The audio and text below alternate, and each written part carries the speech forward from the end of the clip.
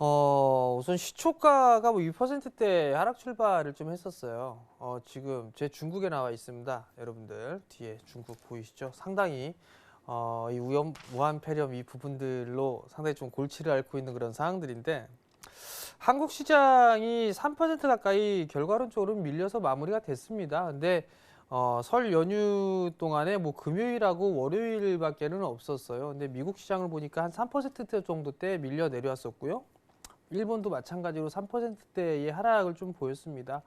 결과론적으로 보면 오늘에 있었던 그런 부분들, 하락에 대한 부분들은 이미 뭐 반영이 됐다라고 좀 보시면 좋을 것 같은데, 문제로 볼 수가 있는 그런 부분들은 여전히 수급적인 그런 부분들이에요. 장 초반에는 외국인 쪽과 기관 쪽, 거래소 시장에서는 기관 쪽에서 매수를 해주는 그런 모습들이 보이다가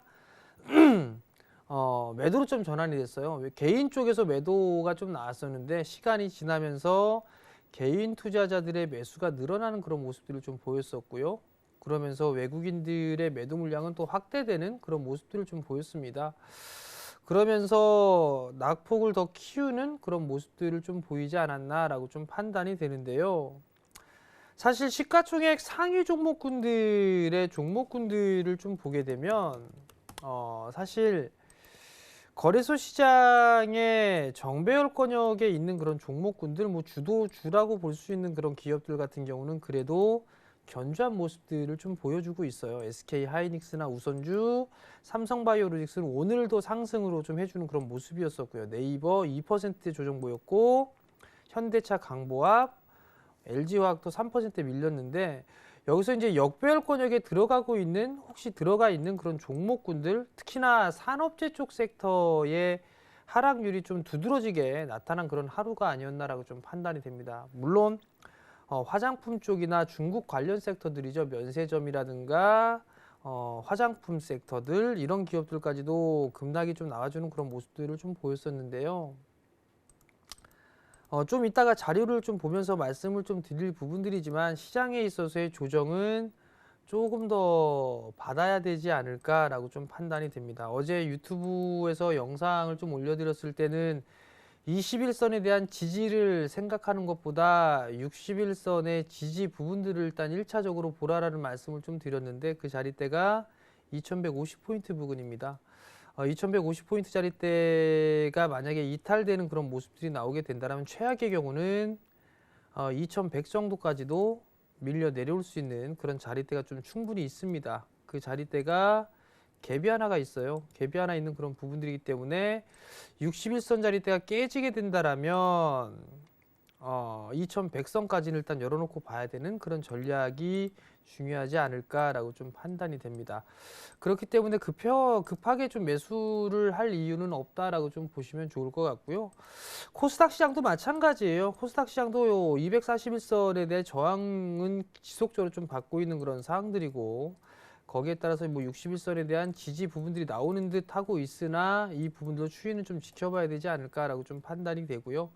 개인적으로 코스닥 시장도 640포인트짜리 때 161선 자리대보다는 121선 자리대의 지지 부분들을 체크를 좀 해봐야 되지 않을까라고 좀 판단이 됩니다. 그럼 여기에서 고민을 해볼 수 있는 부분들이 두 가지예요. 따라 들어가는 전략과 받는 전략이 있을 거예요.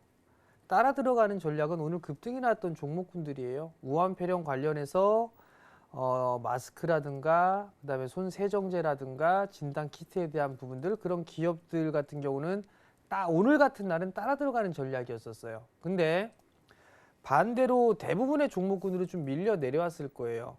거기 중에서도 받는 전략이 있죠. 빠지는 인것을 이용해서 저가 매수를 하는 부분들이 있고 아니면 따라 들어가는 전략이 있는데 개인 투자자분들이 놓고 봤을 때 받는 전략보다는 따라가는 전략이 좀 더 심적으로 편안하지 않을까 싶은데 저는 반대입니다. 제가 누차 방송에서 말씀을 좀 드릴 거예요. 사람은 간사하다라는 표현을 하죠. 그게 나쁜 의미로 말씀을 드린 게 아닙니다. 사람은 간사하다라고 말씀을 드린 게 시장이 빠지면 더 빠질 것 같고 올라가면 더 올라갈 것 같은 게 사람의 심리예요. 저 또한 마찬가지로 그렇고요. 그렇지만 주가의 지수의 과거의 흐름들을 보면 올라가면 되밀리고 밀리면 다시 올라가는 게 시장입니다. 그렇기 때문에 이 조정기도 시간이 해결해 줄 그럴 부분들이에요. 그렇기 때문에 그 시간이 해결해 주는 그 틈을 이용을 해서 어떤 종목을 살 것이고 어떤 종목을 내 바구니에 담을 것인지 그 부분들을 고민하는 그런 시간으로 좀 보내면서 분할 매수로 좀 대응을 하게 된다면 좋지 않을까라고 좀 판단이 되고요.